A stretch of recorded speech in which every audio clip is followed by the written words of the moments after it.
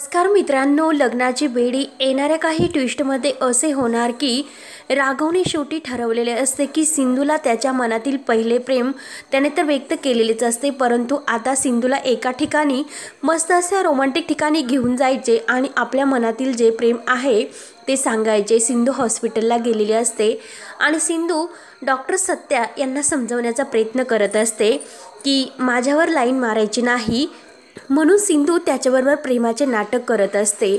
परंतु सिंधूचा पाय घसरतो आणि सिंधू ही डॉक्टर सत्यांच्या मिठी देते।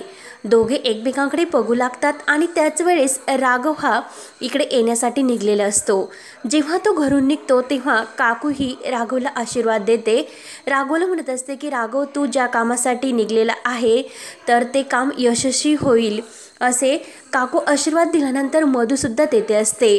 तेव्हा राघव गणपती बाप्पांना नमस्कार करतो आणि देवा मला माफ कर, कारण मी जो काही निर्णय घेतलेला आहे त्याने मधुला खूप त्रास होऊ शकतो, परंतु मी माझ्या प्रेमापुढे हार मानलेली आहे, कारण सिंधूशिवाय मी राहू शकत नाही आणि मधुला तर आता मला वेगळे करावेच लागेल।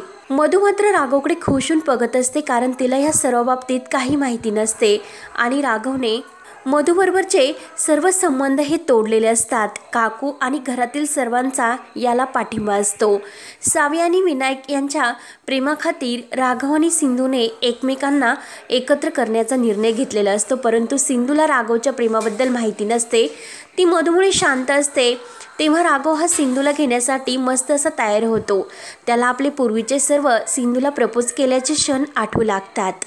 तेव्हा राघव सिंधूला घेण्यासाठी हॉस्पिटलला येतो। हॉस्पिटलला आल्यानंतर सिंधूला म्हणतो की सिंधू, आपल्याला एका ठिकाणी जायचे आहे, कारण मला खूप महत्त्वाचा विषय तुला सांगायचा।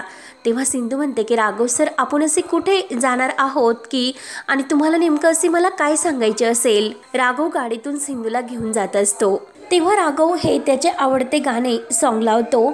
तेव्हा सिंधू पुन्हा बंद करते आणि दुसरे सॉन्ग लावते। राघव पुन्हा दुसरं सॉन्ग लावतो। तेव्हा मात्र सिंधू आणि राघवचं बोट एकाच वेळीच त्या म्युझिक टेपवर पडते आणि दोघांच्या आवडते हे गाणे सुरू होते। तर राघव आणि सिंधू एकमेकांकडे रोमॅन्टिक होऊन बघू लागतात। राघवच्या मोबाईलवर कदमचे खूप कॉल येऊन गेलेले असतात, परंतु राघव सिंधूमध्ये मग्न झालेला असतो, कारण चक्क एका शांत ठिकाणी नेऊन त्याला सिंधूला प्रेमाचे प्रपोज करायचे असते। तर एका हॉटेलवर म्हणजे एका शांत ठिकाणी राघव गाडी थांबवतो। सिंधू विचारते की राघव सर, इतक्या शांत ठिकाणी तुम्ही मला घेऊन का आलात। राघव सिंधूची चेष्टा करत म्हणतो की सिंधू, मी तुला किडनॅप करून येथे घेऊन आलो।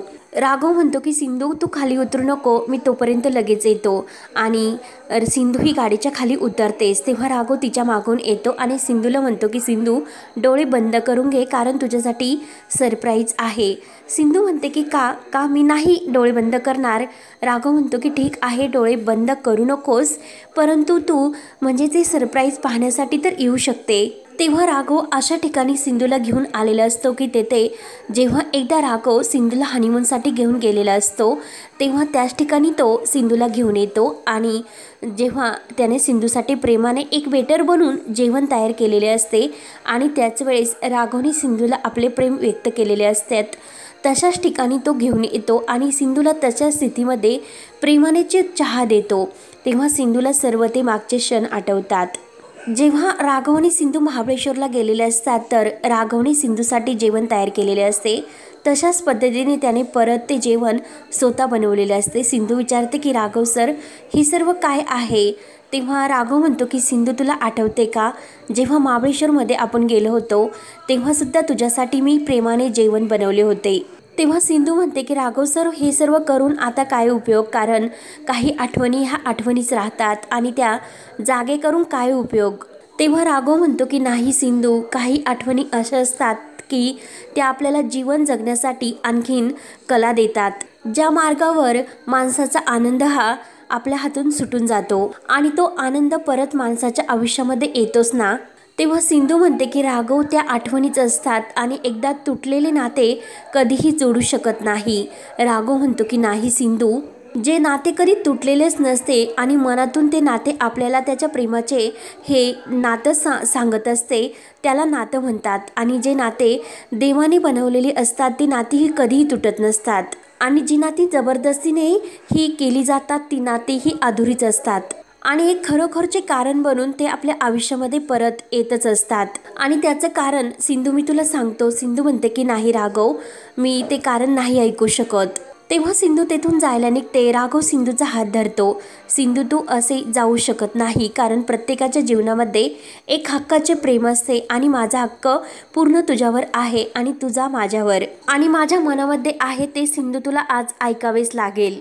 आज तुला माझ्या मनातलं हे जाणून घ्यावेच लागेल। म्हणून राघव सिंधूला खूप रिक्वेस्ट करतो आणि चक्क सिंधूचा हात त्याने हातात धरलेला असतो। त्याच वेळेस मधूचा फोन येतो। तेव्हा राघव विचार करतो की मधूचा फोन ह्यावेळेस का आला असेल। राघव तो कॉल घेत नाही, परंतु जेव्हा कमिशनर साहेबांचा कॉल अचानक येतो आणि एका ठिकाणी आतंकवाद्यांनी हल्ला केलेला असतो आणि त्या मिशनवर राघवला म्हणजे ताबडतोब जायचे असते आणि हा कमिशनर साहेबांचा आदेश असतो। तेव्हा राघव म्हणतो की ठीक आहे, मी लगेच तिकडे मिशनवर येतो आणि माझ्या सर्व सहकाऱ्यांना मी म्हणजे त्यांना प्रयत्न करण्याचे आदेश देतो। तेव्हा सिंधू आणि राघव तेथेच असतात। सिंधूने हे सर्व ऐकलेले असते। राघव म्हणतो की सिंधू, मी तुला माझ्या जीवनातील म्हणजे माझ्या मनातील एक खूप महत्त्वाची गोष्ट सांगणार होतो आणि ती माझ्यासाठी खूप इम्पॉर्टंट आहे। मी तुला नक्की ते सांगेल, परंतु आता मला एका महत्त्वाच्या मिशनवर जावे लागणार आणि ती महत्त्वाची गोष्ट तुला सिंधू ऐकावी लागेल। राघव गाडीची चावी ही सिंधूच्या हातात देतो आणि तो तिकडूनच आपल्या ड्युटीवर निघून जातो। सिंधू आणि घरातील सर्वजण हे टीव्हीवर राघव ज्या ठिकाणी मिशनवर गेलेले असतात तर त्या न्यूज बघत असतात। तेव्हा राजश्री म्हणत असते की घरातून जेव्हा राघव निघाला तेव्हा तो एका महत्त्वाच्या कामावर जाणार होता, परंतु तो ह्या मिशनवर जाणार हे त्याने काही सांगितले नव्हते, फक्त एका महत्त्वाच्या कामासाठी जातोय। तेव्हा काकू म्हणते की सिंधू, जेव्हा चंद्रपूरमधील ह्या हल्ल्यामध्ये मिशनवर जाताना त्या अगोदर राघव तुझ्याबरोबर होता ना, ते ऐकून मधूचा खूप जळफळाट होतो। सिंधू काही उत्तर देत नसते। काकू म्हणते की सिंधू, मी तुला काही विचारते ते सांग। तेव्हा सिंधू म्हणते की हो, राघव माझ्यासोबत होते आणि त्यांना एका महत्त्वाच्या बाबतीत माझ्याशी बोलायचे होते, परंतु नेमकं असे काय बोलायचे होते त्या अगोदरच त्यांना मिशनवर जावे लागले। तर काकूला वाईट वाटते आणि काकू मनात म्हणते की म्हणजे राघवने आपल्या मनातील जी काही सिंधूच्या प्रेमाबद्दलची जाणीव आहे ती सिंधूला सांगितलेली दिसत नाही। मधू म्हणते की सिंधू, राघव तुझ्याबरोबर होते आणि तुम्ही असे कुठे गेला होतात। सिंधू म्हणते की आम्ही सोबत होतो, परंतु त्यांच्या मनातील गोष्ट ते सांगू शकले नाही। तेव्हा विनायक लगेच जे टीव्हीवर दाखवले जातात तर ते सर्व बघून ते घाबरतात आणि तो टीव्ही बंद करून आतमध्ये निघून जातो। तर सिंधू त्याच्या मागे जाते तर इकडे राघव आपल्या गाडीतून मिशनवर जात असतो। मोबाईलमध्ये सिंधूचा फोटो बघत असतो। सिंधू, मी तुला माझ्या मनातील आज माझ्या प्रेमाची प्रपोज करणार आहे आणि जेव्हा मी मिशनवरून मागे येईल आणि मला माहिती नाही की मी जिवंत येईल की नाही, परंतु जिवंत जर आलो तर मी बाप्पाचा आशीर्वाद समजेल की बाप्पाने आपल्या दोघांना एकत्र आणण्यासाठी मला पाठवले आणि मी नक्की तुला माझ्या मनातील गोष्ट सांगणार, कारण म्हणजे आत्तापर्यंत जे काही मी केले त्याची तर माफी मागणारच, परंतु इथून पुढे सिंधू मला तुझ्यासोबत जगायचे आणि आपल्या सावी विनायक सोबत। मला फक्त आता तुझ्यासोबत राहायचे, मधूसोबत नाही, कारण तूच माझे प्रेम होते। सिंधूला राघवची खूप आठवण येत असते। त्यानंतर इकडे राघव मिशनवर येऊन पोहोचलेला असतो आणि जे आतंकवादी लीडर असतात तर त्यांनी एक बस ही पोलीस सहकाऱ्यांची किडनॅप केलेली असते आणि जर 24 तासात आमच्या मागण्या पूर्ण केल्या नाही तर ही बस बॉम्ब हल्ल्यामध्ये उडून दिली जाईल। तेव्हा काही पोलिस पुढे आलेले असतात तर तो आतंकवादी त्यांच्यावर गोळ्या झाडतात, त्यामध्ये सावंत सुद्धा असतात। तेव्हा राघव तिथे येऊन पोहोचतो। त्यानंतर सिंधू हॉस्पिटलला आलेली असते आणि ती डॉक्टर सत्याजवळ सर्व काही राघवबद्दल बोलत असते। डॉक्टर सत्या म्हणतात की सिंधू, यावेळेस तेथे आपली गरज आहे, कारण अनेक पोलिसांना गोळ्या लागू शकतात। मग आपल्या डॉक्टर आपण काय उपयोग, आपण जर त्यांना ऐन वेळेस उपचार देऊ शकलो नाही तर यामध्ये आपण त्यांची मदत कशी करू शकणार, तर तुम्ही या कामगिरीसाठी तयार आहात का। तर सिंधू सुद्धा तयार होते आणि सिंधू ही त्या मिशनवर राघव आणि पोलीस सहकाऱ्यांची मदत तयार करण्यासाठी डॉक्टर सत्यासोबत निघालेली असते आणि सिंधू ही रत्नाकरला फोन करून सांगते की बाबा, मी सुद्धा तिकडे माझी गरज असल्यामुळे जात आहे, परंतु तुम्ही सावी आणि विनूला ही सर्व सांगू नका। तर रत्नाकर म्हणतो की ठीक आहे सिंधू, आणि सिंधूसुद्धा या राघवच्या कामगिरीवर मोठ्या धाडसाने निघालेली असते।